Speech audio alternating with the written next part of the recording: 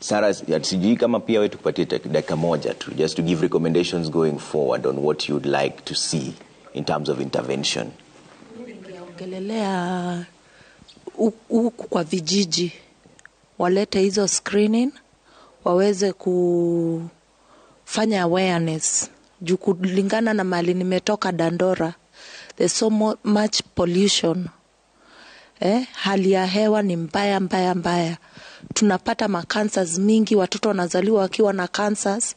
Government iingilie kati, iangalie hiyo situation ya Dandora, ituondolee hiyo dumping site, ama ijue venye ita manufacture hiyo waste, ikuwe manufactured in something which will be useful in future, ndio tupunguze hii maambukizi yenye inakuwa inaambukizanwa.